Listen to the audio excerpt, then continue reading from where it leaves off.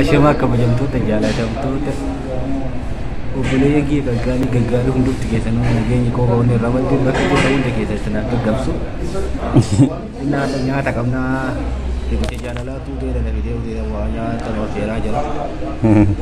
Turaa sagantaa kennaatiin wajjin turaa isin jenna nyaanni keenya beekaa jira nyaata akka nyaannee liphutti wajjin turaa irraa kennaa isin jenna. Qabi kenna. Ashama akkam jirtu naguma baga jiraatanii nagaa keessanii hadda affeerra nyaataa gurbaa kana affeereen jira nyaanni kenna dhufaa jira isinillee akkana wajjin nyaata masuma isin kenna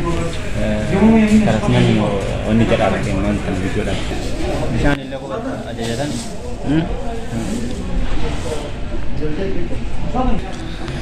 inna nyaanni kenna illee kana fakkaata dhufee jira maashaallah tabaarakallah qabsa anyan kottatti ol keessumoo ummaa margalle waliin jira margille nufa kunille basara wanna diba jedhee hamza heeyaa barbaachisa thank you brother kunis Pepsi dha na kanaafu mirinda jaalata anis kana jaalata la aboo kana kala inna kanaafu akkasiin jedha